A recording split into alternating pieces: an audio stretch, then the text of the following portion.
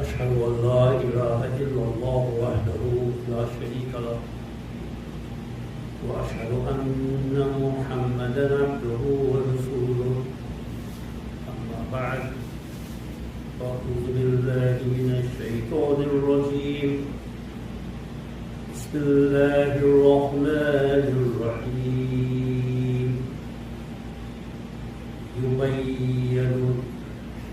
ينبأ الإنسان يومئذ بما قدم وأخر بل الإنسان على نفسه بصيرا ولو ألقى معاذيره لا تحرك به لسانك لتعجل به إن علينا جمعه وقرآنه فإذا قرأناه فاتبع قرآنه ثم إن علينا بيانه كلا بل تحبون العاجلة صدق الله العلي العظيم وصدق رسوله النبي الكريم ونحن على ذلك من الشاهدين. I bear witness that no God is here without Allah. I bear witness that the Prophet Muhammad sallallahu alayhi wa sallam, may the peace and blessings of Allah be upon him, is the last, the final messenger of Allah, after whom no prophet, old or new, will come. And I begin in the name of Allah, the beneficent, the merciful. In continuing to read and explain the verses of chapter 75 of the Qur'an, I have read from verses 13 to 20, and I interpret them as follows. The human being is made aware at this time about what went before and what is ahead, what lies ahead. Indeed, the individual is fully mindful about his or her personality, even though he wants to put it together and interpret it. Then, as we interpret it, follow its interpretation. Unfortunately, you desire ready-made solutions. The Quran is an essential book for the survival of each and every human being. It has nothing to do with Muslims or Islam. It is a book which is given by God, Hudal Linnas, for all human beings to be guided by. So one doesn't have to be a Muslim to use the Quran for guidance. It is a gift of God, a manual for living and a manual for life. And that is why it is so important for us to read as often as possible the Quran. And where we can't read, at least we can listen. That's the purpose of having the explanation of the Quran on Jummah or on other functions. We may invite people home to explain the Quran, or we talk about it, the family, in the home, in the community, in society. Or we listen to it, we hear about it from the internet or on radio programs, as the case may be. But there are two ways of understanding the Quran. One is to translate the words, especially for those who don't know the language in which the Quran was revealed, the Arabic language. So those words are translated, and then in reading the translation in English, Chinese, its meaning and its application, how to put it into effect. So that's one way. Somebody else translates for us. We read it to the best of our ability, understand it, and then put it into application, apply it in our lives. But there's another way, and this is of course for those who understand the Arabic language, the Arabic of the Quran, that is. That is, you read the Quran in Arabic, you figure out its meaning and how it is to be applied, and then you find words to express it in the particular language. This is a course in which I adopt, that I read the Quran, I understand what its message conveys to me, and then I try to put it in a language in which people, in a form in which people, the audience I'm speaking to, locally or internationally, on the internet or whatever, would be able to follow and understand. But it's important for each and every one of us to read the Quran because it's our personal guidance. It's a guidance for each and every one of us. There's some who read it in Arabic, they enjoy reading it. The recitation is wonderful if you know how to read it. But even if you don't know Arabic, it is important that the Quran be read as often as possible. Now, the verses I've recited I've interpreted as follows. First of all, what is ahead. I've already explained that the concept of this chapter is what is called Qiyamah or resurrection. And the chapter is talking about the reading of the Quran, the application of the Quran. This could not be life after death. This could not be after we leave this world. What benefit would be the Quran there? The Quran does not tell us anything about the life after death and the recitation of the Quran and how to apply it and so on.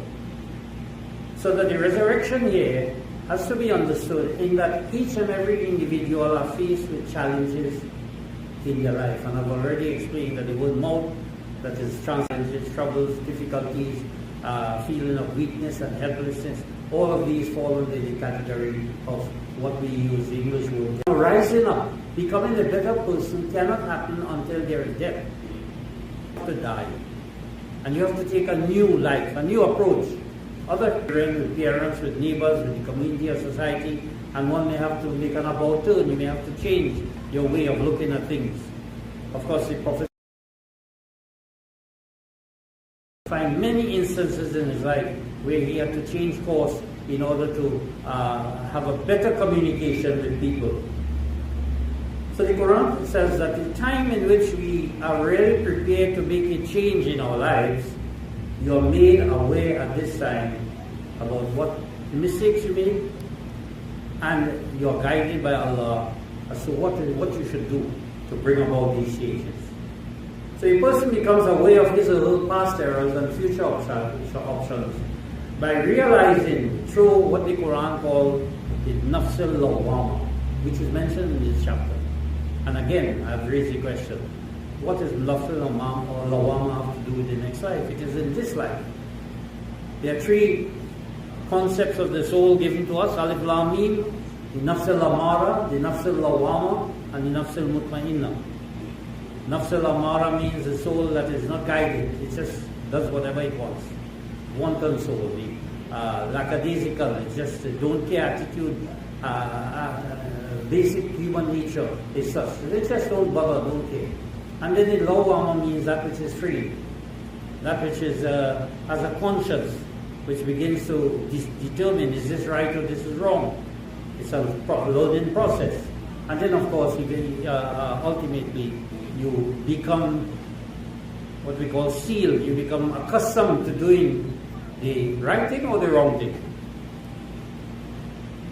I've given the example of if a person wants to play a game, football, cricket, or any other sport, or do anything, even cooking or whatever you're doing. The first time you do it, you may not follow the recipe properly, it may not come out good, you may not be able to hit the ball even. A child learning to hit a ball with a racket. That's the nafs al-lawwama. We tend to, you're driving or riding a bicycle, you may not go straight. But then you train yourself, and eventually you are able to manage the vehicle, the bicycle, manage your putt, or manage your strokes in cricket, or your kicking in football, or whatever sport it may be. And then eventually it becomes automatic. You become a skilled person in doing whatever you are doing. So these are the three phases. Of course, there are other phases the Quran indicates and mentions to us. But it is this second stage, the self-accusing spirit, that is important and necessary for us to have, to enable us to have a resurrection. Because a person who lives like a beast and has no concept of right and wrong will continue like that. They will not change. They will not rise up from that situation. They end up as crooks and criminals. But a person who realizes, I want to change my life. I want to become a better human being. I don't like what is happening to me. Look at the effects it having. It's creating havoc in my life, in my mental state, in my moral state, in my relationships and so on. So the Quran says, he or she at this time now takes responsibility for his actions, whatever actions are being done, or what you have failed to do. So there's a point in which each human being, and this is necessary to understand because the Quran is a book of psychology. It deals with the mind more than the mind. Science only know about the mind, and they think the mind resides in the brain. They don't recognize the fact that there's a human personality that we call the soul that does not exist in other creatures. Other animals have brains, other animals have minds too. That the bee can make a hive and the ants can make its houses, and other animals birds can pick twigs and make houses. They have a brain, but they don't have a soul. They are unable to build up personality. They are unable to forgive. They are unable they follow their basic nature. They are unable to be charitable. They are unable to show justice or kindness and all of these qualities, which is something peculiar to the human being. And then the Quran goes on to say, indeed, the individual is fully mindful about his or her personality or shortcomings. And this is something which is very, very common nowadays. Allah allows a person to know and see in himself or herself the power to reclaim yourself. I have the power to make myself better. Whether it is because of some affliction I have, physical, moral, mental, some kind of issue with anyone, I have the power to reclaim myself. And I have the ability to rise up again. I can get over whatever challenges there are. But in order to do that, the Quran says he or she becomes introspective, self-dependent. I begin to think now, what it is I can do? How can I make myself better? What are the steps to take? Should I go and frustrate myself and just worry? Or should I seek advice? Take some kind of action? And should I depend upon Allah? Should I depend upon doctors, lawyers, psychologists, psychiatrists? Who should I turn to? Nowadays, we find that the modern human being who don't believe in God, who don't accept the fact that there is a creator, they look towards other methods and mechanisms to solve their problems. Particularly when people suffer some kind of mental issue, depression or so, or they are caught in some kind of fault or blame, they begin to depend upon psychology and psychoanalysis and so on. And they become prepared to go into rehab. But the Quran says, even though he puts forth apologies, what does that mean? He makes excuses. You would have seen and heard so many prominent people who have been caught in some kind of immoral act. Whatever it may be, whether it is rape, whether it is fraud, whether it is some kind of violence or so, whatever. There's so many cases there have been, especially in last time, politicians especially, in other countries more so. And when they are caught doing something wrong, when they're exposed by the media or whatever, they come out and say, I'm sorry, I am not that person. That is not me, I am not that. That is not who I am. But you did it. You're acknowledging that you did this, so who was it? Somebody else did it? You always hear that expression, or so often you hear that expression, that is not who I am. A wife may come out and say about her husband, he is not that kind of person. So then why did he or she did this particular action or deed? So the Quran says that they make what is called uzur, ma'azira, is apologies. They begin to apologize and feel, I can pass over this by means of my admission. If I just admit it and say, I'm not ready, that's just a passing fling or something like that. But the word uzur used in the Quran has three meanings. One is, firstly, a denial of the accusation. And so many a time when you find people found out doing something wrong, they first of all deny it. They deny it. We have heard sometimes even prime ministers in some countries, during the time of COVID, they were found partying, which is against the law. They themselves were breaking the law. And then they deny it first of all. And then when they are caught and it's found that there's evidence that they, in fact they did break it, they try to explain away. This is the second meaning of uzr. They try to explain away or justify or rationalize the wrong action or behavior. And say it was just a gathering. It was my birthday and people just asked me. I didn't know it was a party going on. One particular incident that happened. And yeah, that's just an illustration. There are many others as well. But the third form of uzr is where a person promises never to do it again. You admit your guilt and then you said, I'm not going to do it again. And this is called tawbah. Tawbah means to turn a new leaf, repentance. I'm sorry and I'm moving forward. But then the Quran says, okay, you want to change, you want to move forward, don't rush it. The Quran is here to guide you, is to give you, but don't move your tongue to rush it. The Quran gives much proof and much wisdom and knowledge. Look at the Prophet Muhammad. He wanted to change his people. It took him 15 years in the cave of Hira from the age of 25 to 40.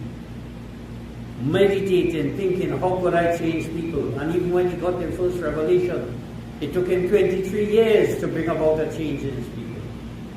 So don't rush it. The Quran says, وَتَوَصَّوْا بِالْحَقِّ وَتَوَصَّوْا بِالصَّبْرِ. When you want to enforce an alignment with good things, you are not doing the right thing, now you want to change. You want to give up gambling, you want to give up quarreling, you want to give up drugs or alcohol, you want to give up lackadaisical attitude or hostility or whatever it is, you have to be patient. So be patient. You have to endure sometimes hardships and pain and discomfort. You're diagnosed with some kind of disease or you have some financial problem. You may go through a period in which you feel nothing will be there, it's dark days. But have some patience. The Quran says, the responsibility is on us to put it together and to interpret it. Allah will find a way for you to understand through the Quran how to change your life. That's why we have to be Quran, we have to be side by side with the Quran, understand the Quran, read it as much as possible, because when Allah wants to guide us, we will know those verses of the Quran will come to our mind. So then, as we interpret it, follow its interpretation. So you'll find the Quran being disclosed, being interpreted by Allah. In your own mind, you will be able to see. Many people have told me, I read the Quran, and this verse meant something to me and allowed me to make a big change in my life. And the Quran tells us that it actually is divided into two parts. There are two parts of the Quran, one of which is to be followed. That is called ahkamat. And ahkamat means guidelines to make the efficient use of resources. Guidelines to make the efficient use of resources. And secondly, mutashabihat. Mutashabihat means that which is to be understood. In other words, how to utilize those guidelines. So the Quran gives us verses and so on to help us make efficient use of what resources we have. We may be ill, we have to get to a doctor, we have to get medication and so on, and then you can't just have a prescription and then don't follow it. You have to follow the guidelines. So you have to utilize them and then await the results. And the Quran then as we interpret it, follow its interpretation. The arrangement and reciting is from God through divine guidance. And therefore, you look at the Quran, it's different from other scriptures. It's not a chronological storybook of Abraham and Isaac and Ishmael and the Prophet Muhammad and Jesus Christ and David and Solomon and Noah and all of these prophets giving you a historical information. You don't find that pattern in the Quran. Yes, you do find historical information. But you will find it is not, even the chapters are not placed in the order in which they are revealed. But there is some system given to us in the Quran. And so the Quran is the divine guidance and is not arranged in a chronological order because this is not Allah's will. The two features of the Quran indicate, firstly, the human being becomes introspective. You begin to look into yourself. You begin to ask myself, how can I improve my life or bring a change in my life? And secondly, The meaning of the Qur'an becomes more plain now than ever before. So when you begin to understand, I need the Qur'an and the guidance of the Qur'an, the verses come to you. Whether it comes to you by your own prayers and asking Allah's guidance, whether it comes to you by means of listening to a sermon or khutbah or a talk or reading a book or some way, suddenly you realize that this verse of the Quran means something to me. I recall many years ago reading a writing of Imam Ghazali, who was a mujaddid of the 5th century of the Muslim era. And he said, whenever I'm faced with a challenge, whenever I'm faced with an issue, I'm discussing something with other people, and I get in a jam, I feel I can't, then a verse of the Quran comes to me, and I'm able to answer the individual. And I have had that experience myself in many ways.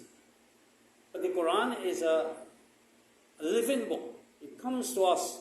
Its words and meanings come to us, but it can't come to us if we are ignorant of it. That is why it is so important and essential to be able to read the Quran as often as possible. And so the Quran points out to us, however, that unfortunately you desire ready-made solutions. Some people, when they want a solution to their problems, they want other people to just bring the solution for them. That is not the spirit of the Quran. That is not the method of the Quran. The need to read and apply the Quran is there. And don't expect ready-made solutions to come. Each person is different. In other words, therefore, the Quran leads us to our Creator, it leads us to Allah. And Allah becomes our personal trainer. Allah becomes our personal trainer. He gives us a manual, the Quran, but when we read it, we come into communication with Him, and then we'll be able to allow Him to train us, to show us what are the steps to take, what are the errors we have made, and how we can overcome them, and how we can make ourselves better human beings. And so this is why it is so important. Never fail to make use of the opportunity for change. Resurrection or rising up is an opportunity for all of us to understand that the death of old ways is necessary for rising to a new height. This is particularly true for many people when the year comes, when the end of the year comes, they make resolutions. They want to change their ways. I'm not going to do this, I'm going to do this for the next year. But the old systems don't die, they remain part of their habits don't change. And so within a short time, you find that they relapse and go back into the old systems also. So the Quran says, you want to change, make sure you bring a complete end to whatever obstacles there are. And those obstacles, instead of being stumbling blocks, they must become building blocks. You have to rise over them and stand up again, let them go below, and you are on top always. This is the way in which the Quran guides us, and that's why the Quran is such a special book. In this special religion we call Islam, because religious scriptures have been given for us some time immemorial, and they suited the people of the time. But today we need a different approach in order to deal with the challenges of the modern world.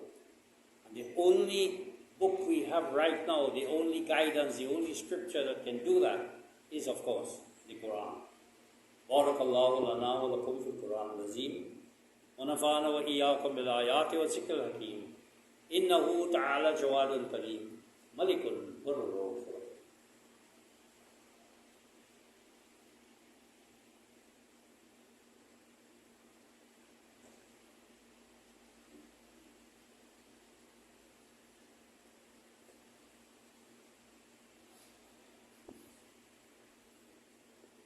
الحمد لله نحمده ونستعينه ونستغفره ونؤمن به ونتوكل عليه ونعوذ بالله من شرور أنفسنا ومن سيئات أعمالنا من يهده الله فلا مضل له ومن يضلل فلا هادي له ونشهد أن لا إله إلا الله وحده لا شريك له ونشهد أن محمدا عبده ورسوله اللهم صل على محمد وعلى آل محمد كما صليت على إبراهيم وعلى آل إبراهيم إنك حميد مجيد اللهم بارك على محمد وعلى آل محمد كما باركت على إبراهيم وعلى آل إبراهيم إنك حميد مجيد اللهم انصر من نصر دين محمد صلى الله عليه وسلم واجعلنا منهم. اللهم اخذل من خذل دين محمد صلى الله عليه وسلم ولا تجعلنا منهم. إن الله يأمر بالعدل والإحسان وإيتاء ذي القربى وينهى عن الفحشاء والمنكر والبغي يعظكم لعلكم تذكرون. اذكروا الله يذكركم وادعوه يستجب لكم ولذكر الله أكبر.